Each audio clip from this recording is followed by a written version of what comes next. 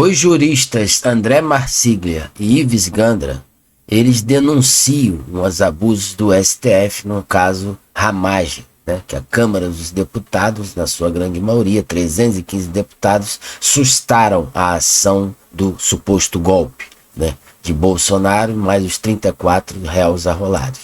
Então eles estão colocando as suas posições técnicas, jurídicas, né, que eles conhecem o direito constitucional profundamente, e estão mostrando mais os abusos de Alexandre de Moraes e a separação dos poderes, né? A interferência está clara do STF nos outros poderes, principalmente no poder legislativo. Não há mais harmonia entre os poderes como é descrito na Constituição Federal, na Lei Suprema. Eles invadiram o poder legislativo e interpretam da sua própria cabeça, causando um clima de tensão no Brasil e economia, tudo vai de mal a pior, enquanto não acontece a verdade, né, sobre o golpe que eles fantasiaram do 8 de janeiro, e a anistia é um remédio. A anistia, o Ives Gandra fala, ele diz, como se fosse uma espécie de remédio para curar essa ferida e o Brasil poder avançar, prosperar. Ocorridos após essa diplomação seriam possíveis ou passíveis de serem suspensos. A Constituição realmente diz isso no 53, parágrafos 3º e 4º. O problema aqui é quando que esse crime ocorreu. O ministro Moraes, ele entende que os crimes ocorreram antes da diplomação, portanto antes do final de 22, quando ocorreu a diplomação. Mas se a gente for pensar juridicamente, tem uma tentativa de crime e uma tentativa de golpe ocorrem apenas quando os atos de execução começam. E onde que os atos de execução começaram? No dia 8 de janeiro de 23, portanto, depois da diplomação. Então aí é um entendimento totalmente fora da curva do ministro Moraes. Se o ministro acha que a tentativa iniciou antes do dia 8 de janeiro de 23, ele precisa explicar pra gente por quê. Quem que disse isso pra ele? A PGR? Bom, então ele tá pré-julgando o caso antes mesmo da gente ter o recebimento de todas as denúncias? Antes mesmo das testemunhas de defesa serem ouvidas? Parece-me que a gente tem uma decisão que é inclusive viciada, porque ele antecipa um julgamento que nem começou. É impossível você fatiar na prática e julgar um e não julgar outro. Veja só, o Ramagem está no núcleo 1, a espinha dorsal, o mandante do crime. Como é que você julga o Bolsonaro e não julga o Ramagem? As condutas são interdependentes, as condutas se dialogam. Isso está na denúncia da PGR. E outra, a denúncia do núcleo 1 foi recebida em bloco. Ou seja, se receber em bloco, é porque não dava para fatiar. E agora vai fatiar na hora de julgar? A discussão está aí. O golpe começou, né, na verdade, no dia 8 de janeiro para o STF. E a diplomação aconteceu antes, né? Então teria que sustar todos os 5 elementos ali que estão na denúncia contra a Ramagem, as acusações. Então o Alexandre de Moraes está dizendo que foi antes que o golpe começou. Então isso não é verdade. Foi o 8 de janeiro. O 8 de janeiro, o Alexandre Ramagem já era deputado federal. Então, ele está fazendo uma manobra na lei, na Constituição Federal, para favorecer e continuar com essa narrativa de golpe do PT e STF. É isso que o Marsiglia está dizendo. E também Ives Gandra fala a mesma coisa. Aqui temos a fala do jurista grande renomado Ives Gandra. Ele também está dizendo que é uma interpretação dúbia, né? Equivocada do Alexandre de Moraes, porque ele foi diplomado antes. E o golpe, né, o seu delito ali, essa ação, acontece dia 8 de janeiro. Ele já era deputado federal. E existe somente um núcleo, onde existem 34 réus. Bolsonaro, generais do Exército e Ramagem, arrolados nesse grupo, Coronel Cid e companhia. Então, se a Câmara, na sua grande maioria, do povo, que representa o povo, poder legislativo, sustou essa ação, todos estão livres. Porque é um núcleo só, não foi repartido essas ações em vários, né, participantes, mas colocaram todos num balaio de gato só, no primeiro núcleo. E se a Câmara sustou essa ação, todos recebem, se beneficiam com isso. Então ele já vê isso como uma interpretação equivocada do Alexandre de Moraes. E também no lado político, diz ele, e muito esclarecidamente, de que politicamente o Congresso, na sua grande maioria, 315 deputados contra 143, ou seja, a maior parte da população brasileira, porque os deputados federais no Congresso Nacional, na Câmara dos Deputados, representam o povo. O poder emana do povo, da vontade popular, que somos nós que pagamos os impostos e mantemos esse governo, esse desgoverno que hoje está aí.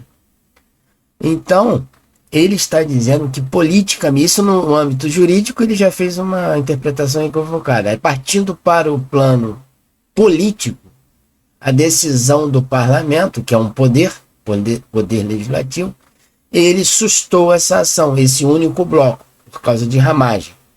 E com isso, mesmo com a interpretação do Alexandre de Moraes equivocada, deve ser mantida essa anulação, porque é a vontade do povo. 315 deputados, na sua grande maioria, até excedendo esse número, é vontade popular que essa ação seja sustada. Então isso está fazendo que o Brasil fique paralisado, né, estagnado economicamente e não possa crescer enquanto não houver uma solução, um remédio. E ele coloca esse remédio como solução a anistia já, para que seja pacificado o Brasil e o Brasil possa crescer. Vou aqui explicar essa suspensão de ação e a questão do artigo 53, parágrafo 3º da Constituição. Ele diz que, recebida uma denúncia contra um deputado por imputação de um crime após a diplomação, a Câmara dos Deputados pode sustar o andamento da ação pelo voto da maioria dos seus membros. É uma competência do Congresso Nacional que não é utilizada com frequência, pelo contrário, foi a primeira vez que foi usada, porque se presume estar havendo um erro nesse julgamento, por uma imputação indevida, por desrespeito à lei, à Constituição, por perseguição ou injustiça mesmo. O texto fala a partir da diplomação do parlamentar. A diplomação ocorreu em dezembro de 2022, antes do que aconteceu no 8 de janeiro de 2023. O relatório aprovado na Câmara demonstrou com clareza e técnica que todos os crimes imputados têm que ser suspensos, porque eles chegam até o 8 de janeiro. Foi demonstrado que, conforme a lei, a doutrina, a jurisprudência, um crime de organização criminosa armada é um crime permanente. Ele se prolonga, ele tem consumação ao longo do tempo. E que, no caso, teve consumação e resultado final, lógico, no 8 de janeiro, depois da diplomação como parlamentar.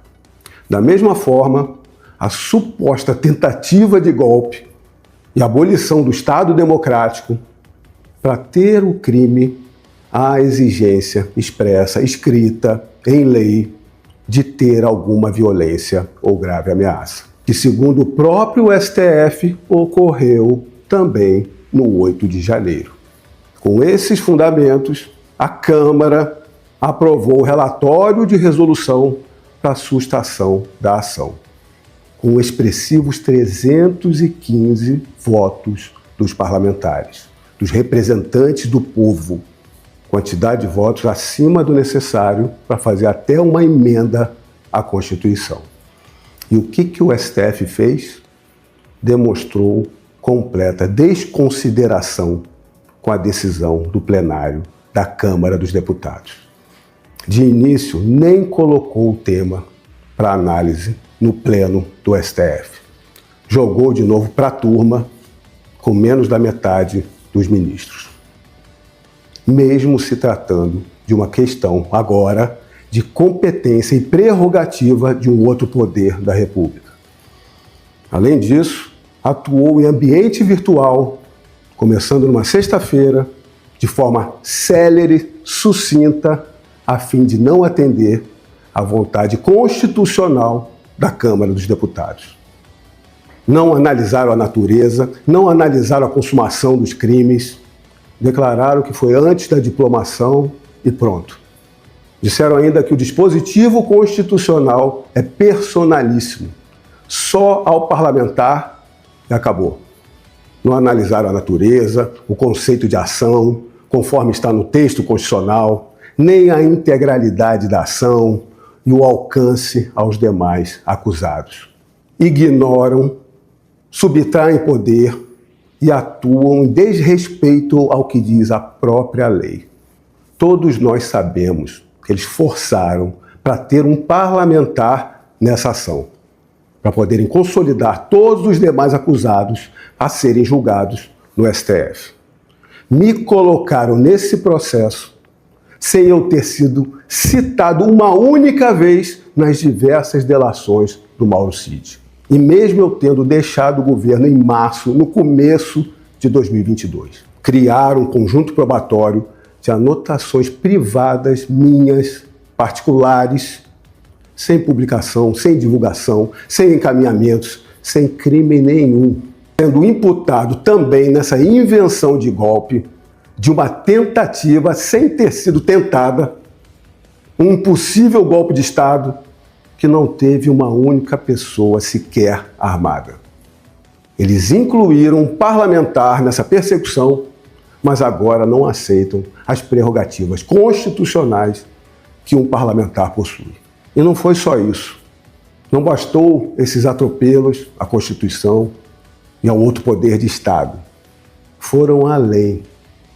Eu trago aqui uma parte do voto de ontem do senhor Flávio Dino. Ele diz que a suspensão a que se refere o artigo 53, parágrafo 3º da Constituição, aplica-se a uma única legislatura. Em caso de reeleição, não há prorrogação da suspensão da ação penal.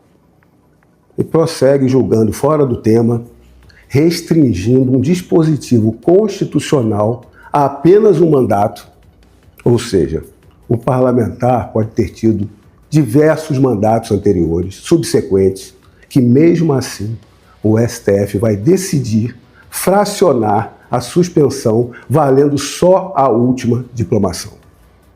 Logo o STF, que para eles julgarem, eles abriram um precedente recente de que ex-presidentes e ex-parlamentares se mantêm, todos eles, mesmo depois sem mandato, vinculados ao julgamento do STF permanentemente. Mas para o Congresso Nacional, eles vão decidir o contrário. A possibilidade de sustar a ação fica limitada apenas ao último mandato. Ter sido parlamentar antes não conta para eles como parlamentar. O Legislativo, agora, ao aprovar essa sustação de ação penal, entregou ao STF um instrumento que eles poderiam muito bem utilizar para sanar todo esse desequilíbrio e atropelos deles próprios. Para a Suprema Corte começar a fazer uma autocontenção. E o que o STF fez? Respondeu com descaso e objeção, de forma célere e seca. Eles não reconhecem seus erros, não relativizam, não recuam. Para eles, estão acima de tudo. Esse disparate, esse descontrole, já deixou de ser assunto exclusivo da direita. É notório aos demais partidos políticos e, claro, também para a população o que está acontecendo. O Congresso Nacional precisa reagir institucionalmente como poder fundamental, prioritário a todo equilíbrio e retorno da ordem constitucional no Brasil. Todos sabem, já foi longe demais e há muito tempo. Seja membro deste canal. Tem acesso a benefícios para assinantes a partir de R$ 4,99. Não se esqueça de se inscrever no nosso canal, que é de graça, e ativar os sininhos para as novas notificações. Deixe aquele like, compartilhe o vídeo nas redes sociais ou no WhatsApp para um amigo, até mesmo. Um grande abraço e eu te vejo nos próximos vídeos, nas próximas notícias.